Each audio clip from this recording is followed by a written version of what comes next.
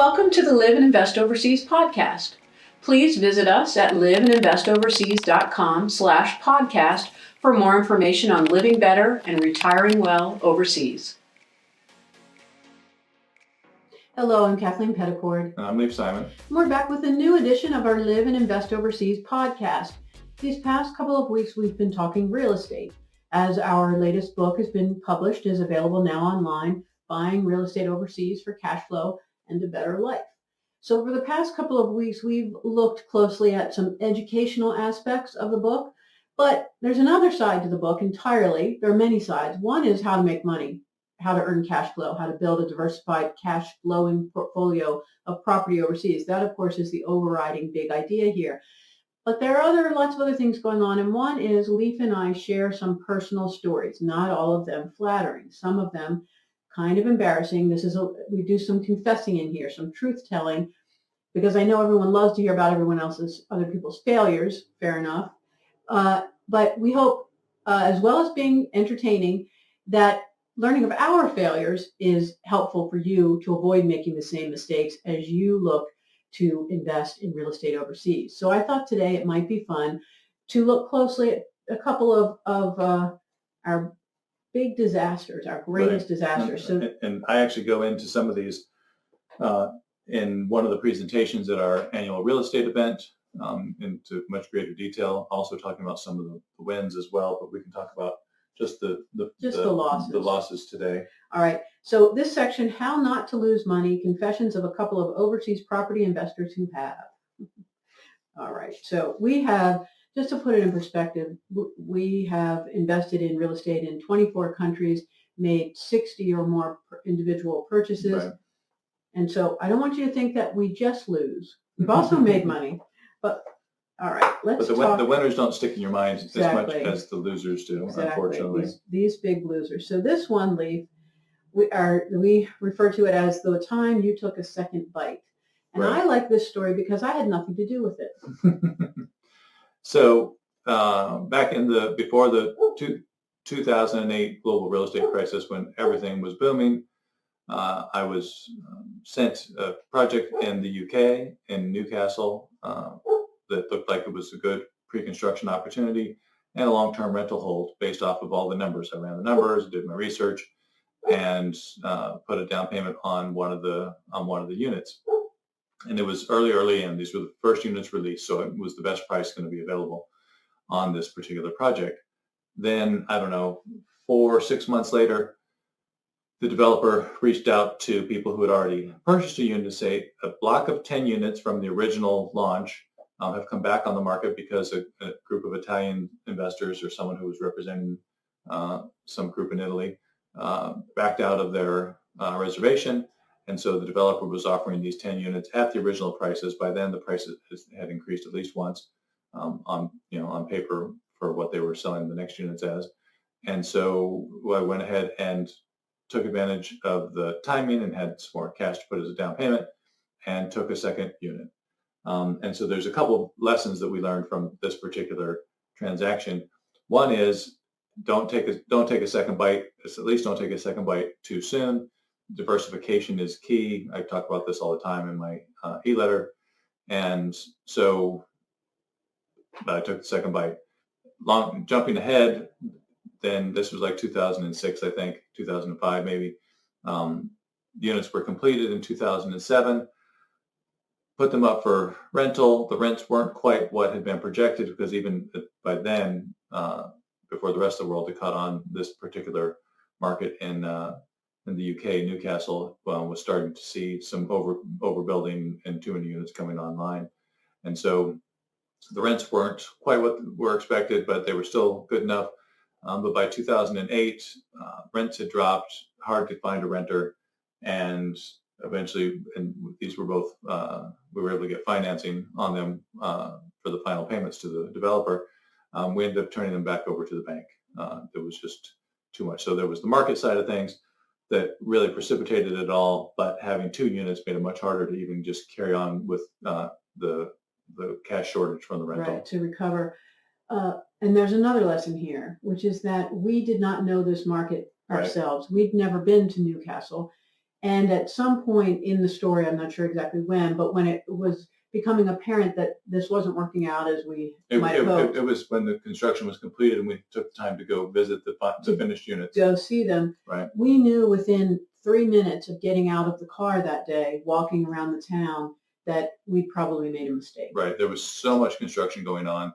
The town isn't a high level town. It couldn't absorb all those units Exactly. at that price, at the prices that they were being sold. And yeah, so that is one of my mantras, one of my rules, which is don't buy something unless you go visit it. Now or you know the market already. Or you know the market already, but I bought things that I haven't gone and visited, and they've worked out. So if you're going to break that rule, know the risks you're taking by not understanding what's on the ground and just doing remote research. All right, let's see what would be another fun one. Just this one. This is about knowing who your future potential buyer is going to be and making sure you have as diversified a potential exit pool as possible. Right. And I'm trying to read quickly. This is buying on the coast of Spain.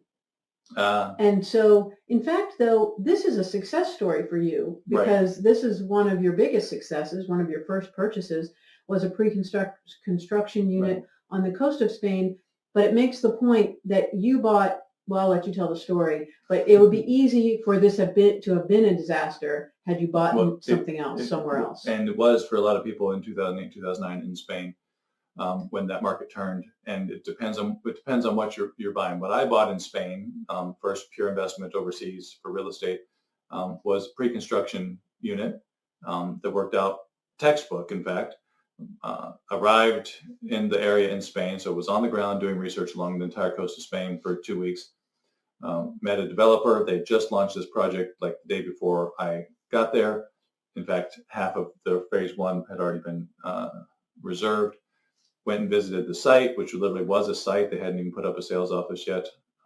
The fishing village and the fishing boats on the beach, and made the reservation. Put the property up for sale with the developer right away, and about 2 months before construction, about 2 years later, 2 months before construction was completed, the developer said, "Hey, we've got a buyer. Are you still interested in selling?" I said yes. So I was able to flip the property before, had to come up with the final payment, final 70% to the developer, and made a nice profit over the appreciation over those 2.5 years. Then jump forward. So we bought that in 2000 and sold in 2002. Jump forward to 2008 when people were losing their shirt in Spain from having pre-construction properties, but also just rental properties that were no longer the same value that they had their mortgages on, and so banks were picking up properties left and right. Most of those were cookie cutter properties, and so what I bought in Spain was on the beach and true beachfront. What the most volume of properties in Spain typically are cookie cutter little townhomes, thousands of them. This looks like a sea of the same property, and that's who's your market to buy that at the end of the day.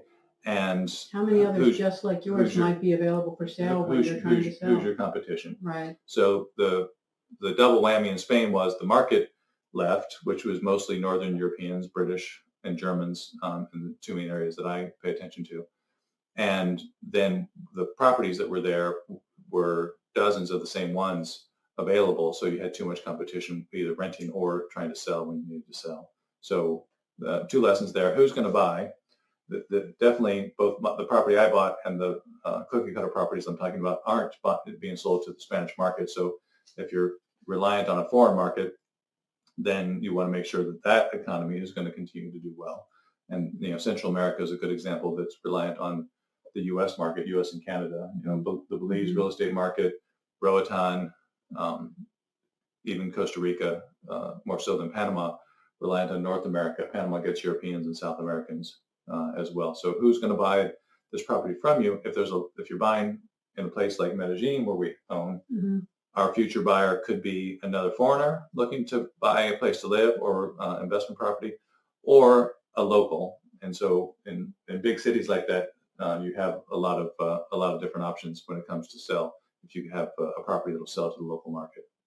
All right. So for a third example, we actually have many versions of this experience, and that is to do with managing your rental manager, Right. or getting the right rental manager in the first place, which is the key to success with a rental property anywhere in the world, really.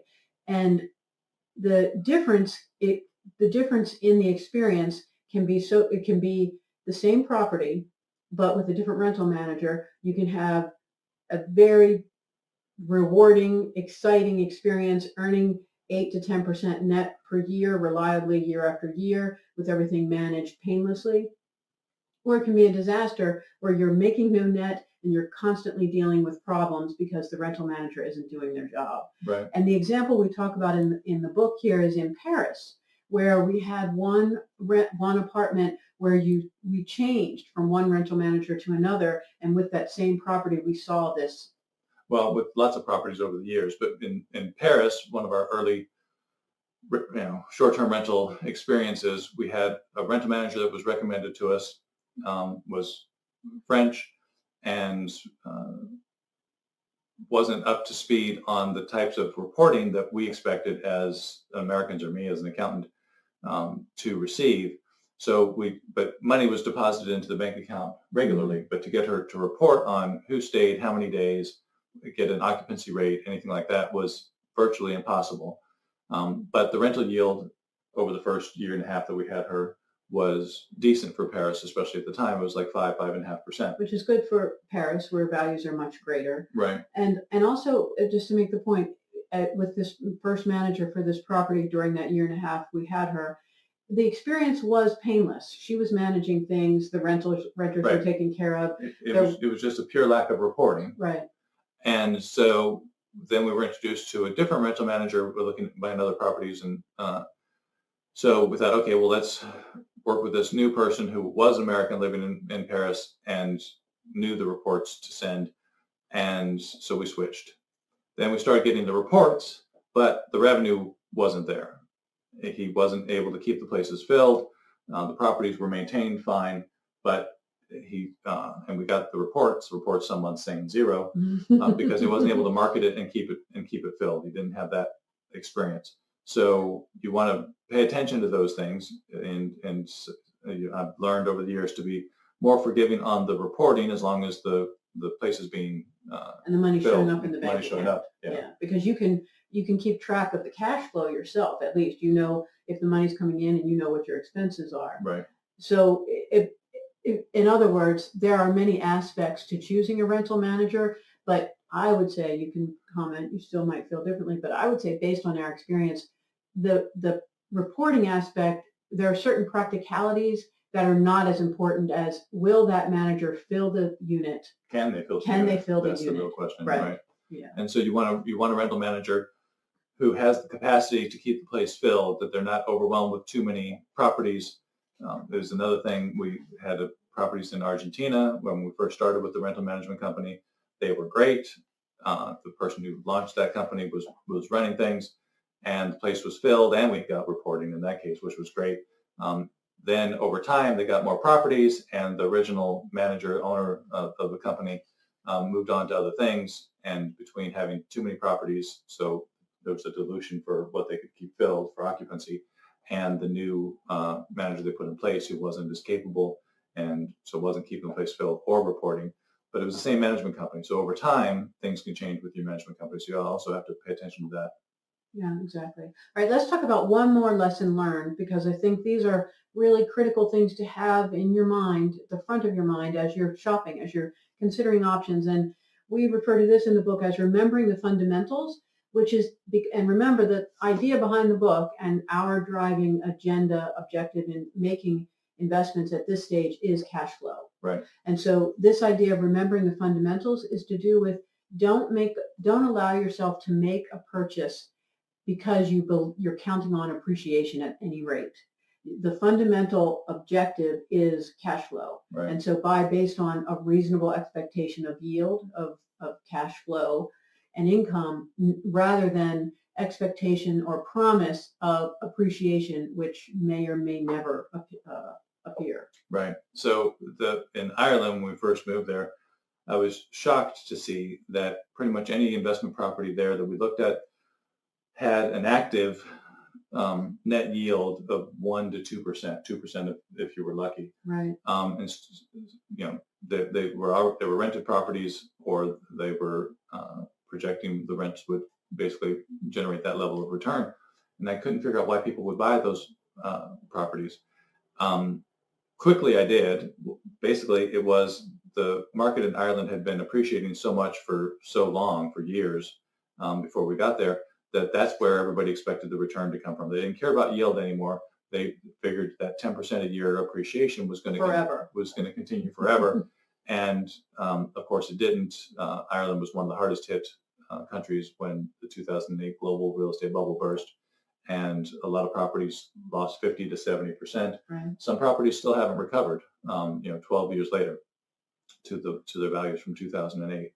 And it was all just speculation on future appreciation. People were buying rental properties with 110% mortgages, didn't care that they were putting cash into the property every month because they expected that 10% appreciation and was going to flip out of it in 2 or 3 years.